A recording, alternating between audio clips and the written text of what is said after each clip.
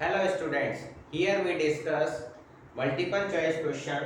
Topic is matrices chapter number 3 NCERT for class 12 board. Find x y z if a is equal to b. दो matrix a और b आपको दे रखे हैं और अगर वो इक्वल हैं तो x y z की वैल्यू आपको फाइंड आउट करनी है।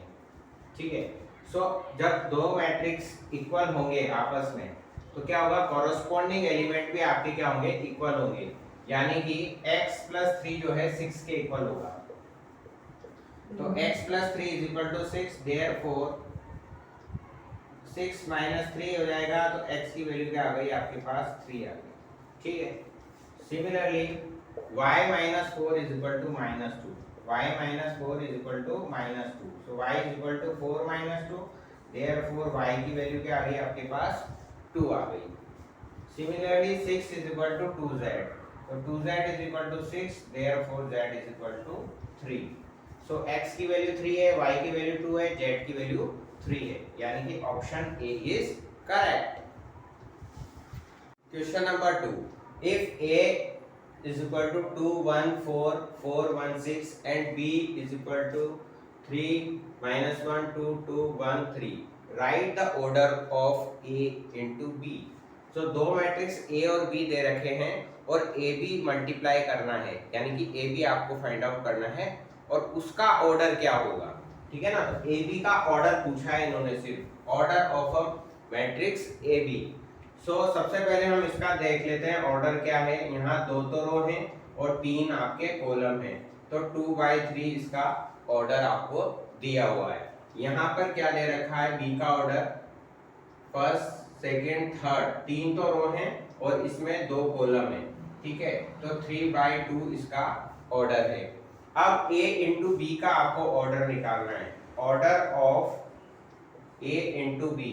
तो हम क्या देखते हैं, इसमें मल्टीप्लिकेशन कब पॉसिबल होता है, जब पहले मैट्रिक्स का कॉलम और दूसरे मैट्रिक्स की रो अगर इक्वल होती है तो मैट्रिक्स मल्टीप्लिकेशन पॉसिबल होता है।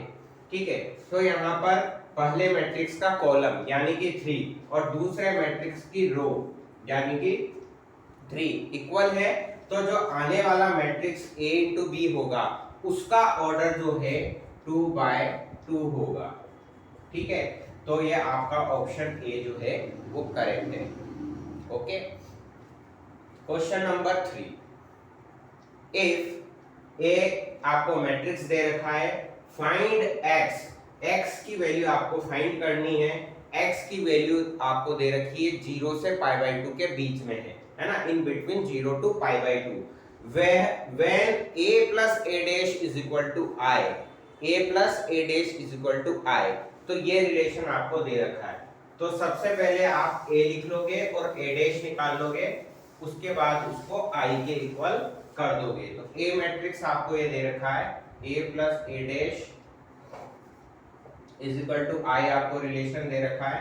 तो a मैट्रिक्स हो गया cos x sin x minus sine x cos x plus a का करना है ट्रांसपोज। ट्रांसपोज करने के लिए हम क्या करते हैं, रो को कॉलम बना करके लिख देते हैं। तो यहाँ रो में क्या एलिमेंट है, cos x और sin x है, तो इसको हमने कॉलम बना करके लिख दिया। सिमिलरली ये वाली रो को भी हम कॉलम बना देंगे, तो minus sin x cos x करके हम यहाँ पर लिख देंगे।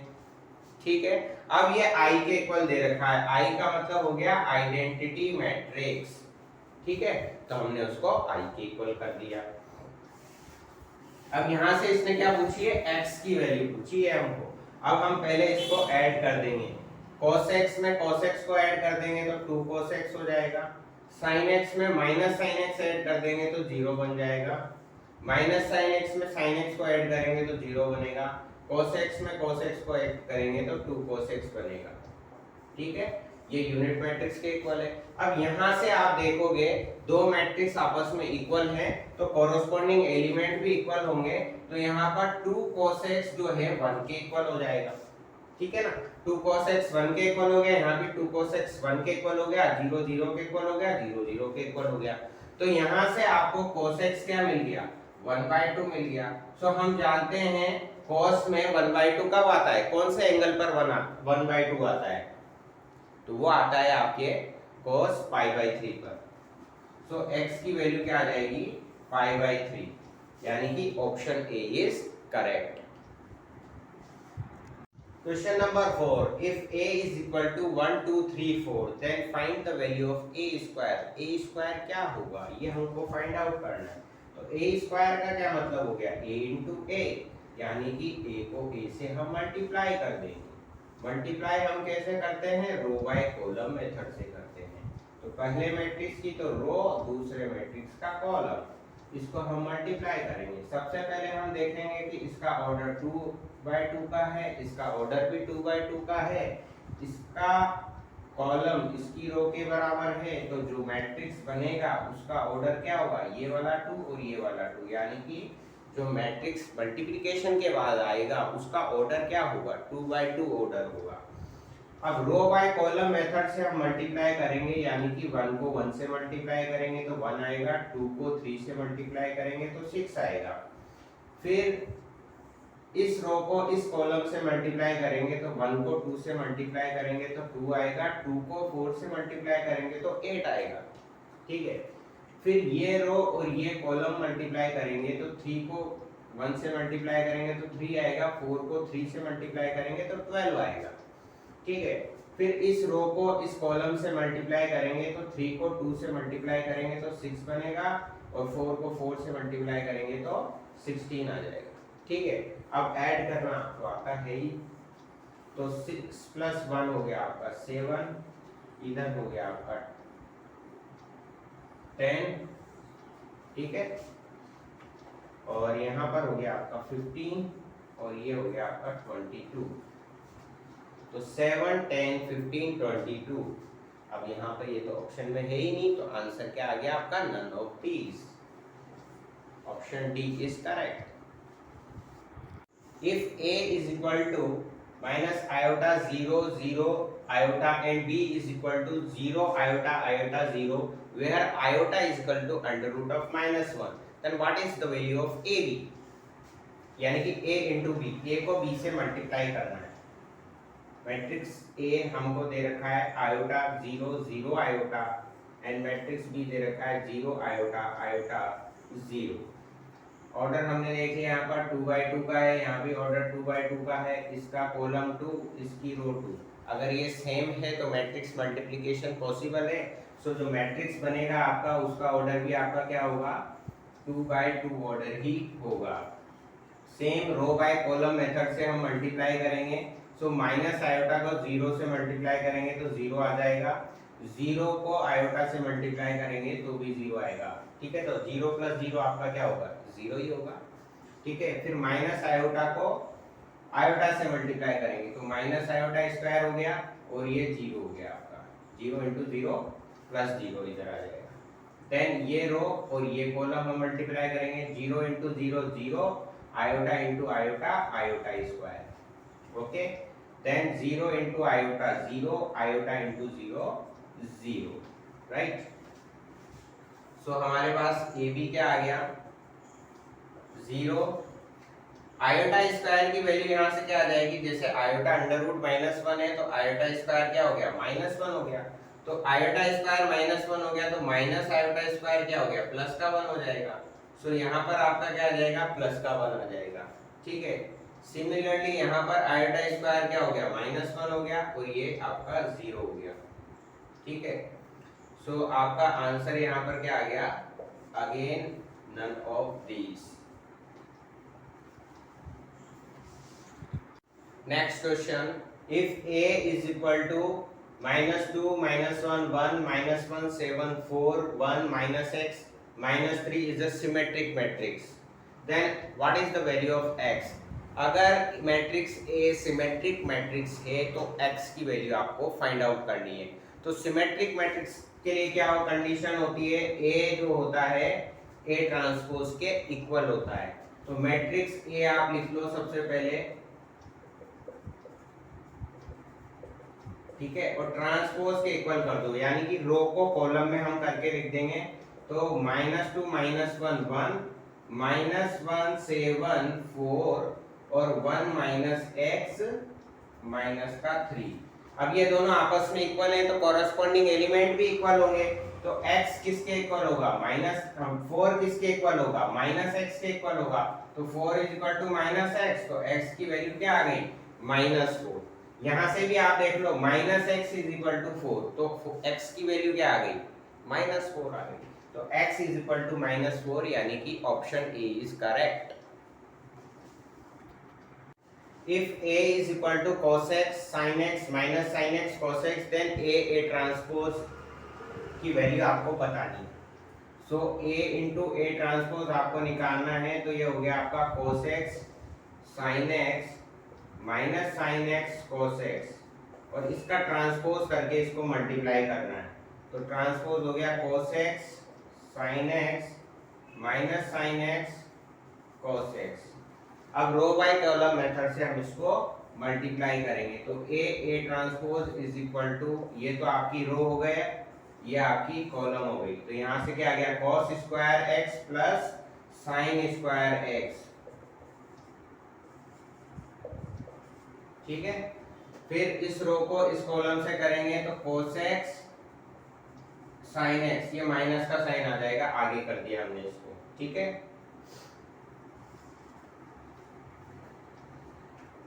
और यहां पर क्या आ जाएगा, sin x into cos x, ये प्लस का आ गया,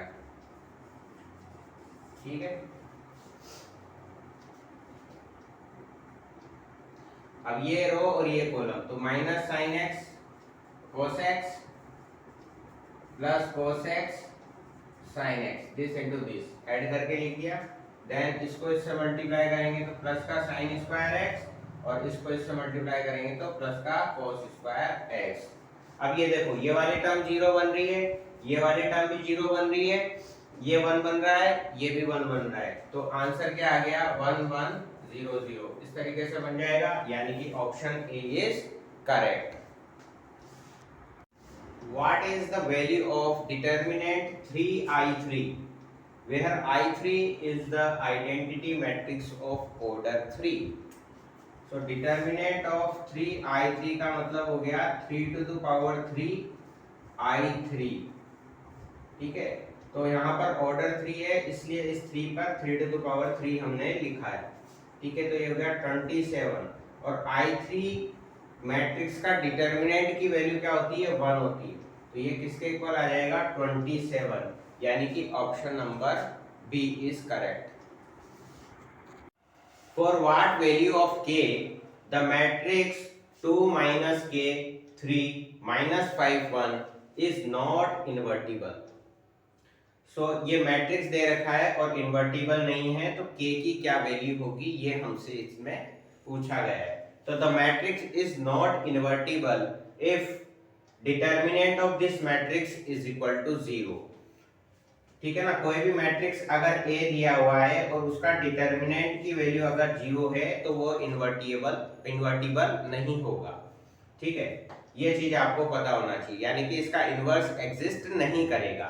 तो k की वैल्यू हमको पता करनी है, तो बस डिटर्मिनेंट की वैल्यू हम सॉल्व कर लेंगे, इसको इससे मल्टीप्लाई करेंगे, देन माइनस साइन, इसको हम इससे मल्टीप्लाई कर देंगे।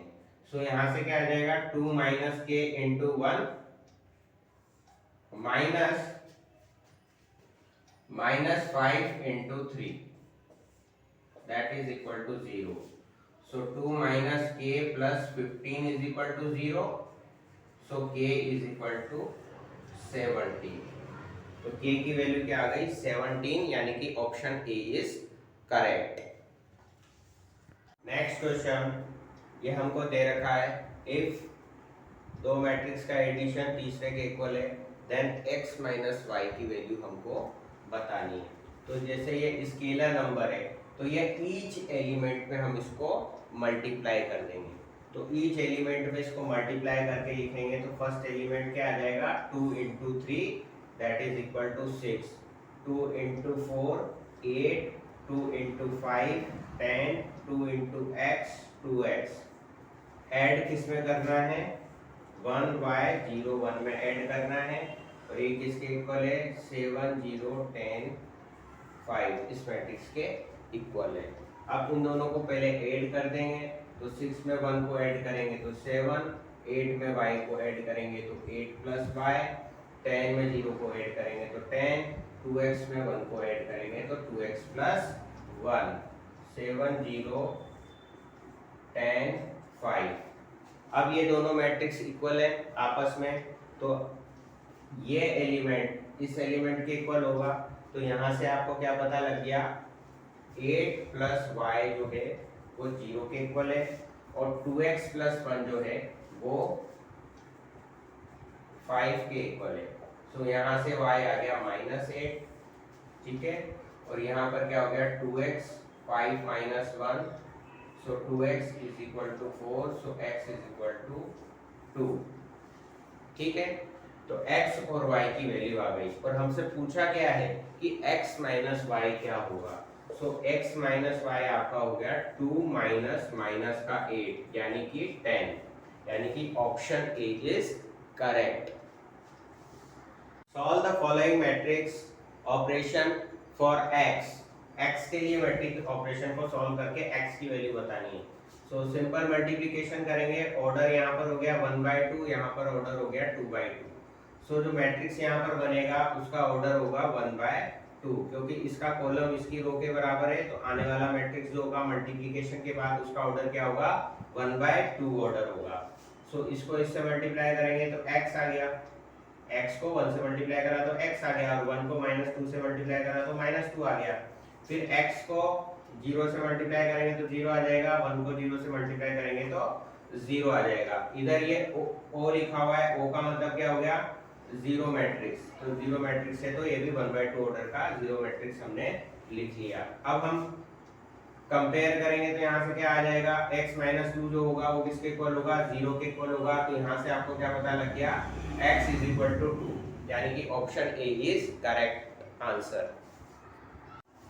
If matrix this is equal to a plus another matrix, right, then find the value of a। तो सिंपल है, a तो इधर ही रहने दो, इसको इधर इसमें ला करके सब्सट्रैक्ट कर देंगे, यानी कि इस मैट्रिक्स को इधर ला करके हम दोनों मैट्रिक्स को सब्सट्रैक्ट कर देंगे। सो यहाँ पर हम डायरेक्ट अगर करें तो a इज इक्वल टू क्या हो गया 9 माइनस 1, यानी कि 8 -1 -2 यानी कि -3, 4 -1 यानी कि 5, -2 -0 यानी कि -2, 1 -3 यानी कि -3, 3 -9 यानी कि -6, यानी ऑप्शन ए इज करेक्ट। इस मैट्रिक्स को इस साइड लिया है हम, और हमने सब्सट्रैक्ट कर दिया दोनों को, यानी कि इसके एलिमेंट्स में से उस मैट्रिक्स के एलिमेंट्स को सब्सट्रैक्ट करा तो मैट्रिक्स ए की वैल्यू हमारे पास आ गई। सो ये है matrix A, and option number A is correct. If matrix A is equal to 1 -1 -1 1 and A square is equal to KA, then write the value of K। तो K की value हमको find out करनी है, तो सबसे पहले आप A square निकालो। A स्क्वायर का मतलब हो गया A इंटू A, यानी कि मैट्रिक्स A को A से ही हमको मल्टीप्लाई करना है रो बाय कॉलम मेथड से, ठीक है। सो A स्क्वायर हमारे पास आ जाएगा, सो ये 2/2 ऑर्डर का ही होगा, ये तो हो गई आपकी रो, ये हो गया आपका कॉलम। सो 1 से 1 को मल्टीप्लाई करा 1, -1 को -1 से मल्टीप्लाई करेंगे तो भी क्या आएगा 1, तो यहाँ 1 + 1 आ गया। सिमिलरली 1 को -1 से मल्टीप्लाई करा तो -1 को 1 से मल्टीप्लाई करा -1, यानी कि यहाँ पे क्या आ गया आपके पास -2 आ गया, ठीक है। उसके बाद -1 को इससे करेंगे तो -1 आ जाएगा, 1 से मल्टीप्लाई करेंगे तो, और 1 को -1 से मल्टीप्लाई करेंगे तो -1 आ जाएगा। अगेन 1 को 1 से -1 को -1 से मल्टीप्लाई करेंगे तो 1 आएगा, और 1 को 1 से मल्टीप्लाई करेंगे तो 1 आ जाएगा, 1 + 1, राइट। सो यहाँ से क्या मिल गया आपको 2 -2 और 2 ये मिल रहा है, ठीक है। अब इसको हम क्या लिख सकते हैं, अगर इस ईच एलिमेंट में से हमने 2 कॉमन ले लिया तो 1 -1 1 आ गया। अब ये आपको क्या दिख रहा है, a के इक्वल दिख रहा है, यानी कि ये आपका क्या हो गया 2a के इक्वल हो गया। ठीक है, यानी कि ए स्क्वायर किसके इक्वल हो गया, 2a के इक्वल हो गया। तो ए स्क्वायर किसके इक्वल आ रहा है, 2a के इक्वल आ रहा है। अब इन दोनों को आप कंपेयर कर रहे हो, तो k की वैल्यू आपको क्या मिली, 2 मिली, यानी कि option B is correct. Simplify this expression. So cos theta दे रखा है और ये मैट्रिक्स दे रखा है, तो इसको ईच एलिमेंट से मल्टीप्लाई कर देंगे, मतलब cos थीटा को इसके हर एलिमेंट के साथ आप मल्टीप्लाई कर दोगे, तो ये क्या आ जाएगा, cos स्क्वायर थीटा मिलेगा यहाँ, तो इसको इससे मल्टीप्लाई करेंगे तो cos थीटा sin थीटा मिलेगा, इसको इससे मल्टीप्लाई करा तो minus sin theta cos theta मिला, और यहाँ पे क्या मिल जाएगा, cos स्क्वायर थीटा मिल जाएगा। सिमिलरली sin थीटा को इस मैट्रिक्स के हर एलिमेंट के साथ आप मल्टीप्लाई कर दोगे, तो sin theta into sin theta sin square theta, sin theta into cos theta minus का cos थीटा, तो minus cos theta sin theta मिल जाएगा, sin थीटा cos थीटा यहाँ पर आ जाएगा, ठीक है, और यहाँ पर आ जाएगा sin थीटा से sin थीटा मल्टीप्लाई होकर के आ जाएगा आपका sin स्क्वायर थीटा। क्लियर है ये चीज। अब आप यहाँ पर देखो, इसको दोनों मैट्रिक्स को हम ऐड कर देंगे, तो ऐड करने के बाद हमको क्या मिलेगा वो हम देख लेते हैं यहाँ पर, ठीक है। cos square theta plus sin square theta यहाँ आया आपके पास, cos square theta plus sin square theta, ये प्लस की टर्म है, ये माइनस की टर्म है, तो ये क्या आ जाएगा, जीरो आ जाएगा। सिमिलरली ये माइनस की टर्म है, ये प्लस की टर्म है, यहाँ भी जीरो आ जाएगा, और cos square theta sin square theta यहाँ पर आ जाएगा, ठीक है। अब आप जानते हो कि cos square theta plus sin square theta क्या होता है, 1 होता है, तो इन दोनों जगह पर आप क्या लिख दोगे, 1 लिख दोगे, ठीक है। यहाँ दोनों जगह पर तो क्या आ गया, 1 आ गया, और यहाँ पर आपको 0 दे रखा है, यानी कि ऑप्शन ए इज करेक्ट। इसको हम क्या लिख सकते हैं, I2 भी लिख सकते हैं। अगर ऑप्शन में I2 लिखा हुआ है तो I2 पे भी आप टिक लगा सकते हो। 2 का मतलब क्या हो गया कि 2x2 ऑर्डर का यूनिट मैट्रिक्स है आपके पास, ठीक है।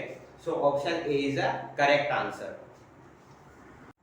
Right the order of product matrix. इस मैट्रिक्स का प्रोडक्ट का जो ऑर्डर आएगा वो आपको बताना है। तो सबसे पहले हमने आपको बताया कि इस मैट्रिक्स का आप सबसे पहले ऑर्डर पता करिए। तो यहाँ पर हॉरिजेंटली रो होती है और वर्टिकली कॉलम होते हैं, तो यहाँ 3 तो रो हैं और एक आपका कॉलम है, यानी कि इसका ऑर्डर क्या है, 3/1 इसका ऑर्डर है, ठीक है। यहाँ पर एक रो है और 3 कॉलम है, यानी कि 1/3 इसका ऑर्डर है।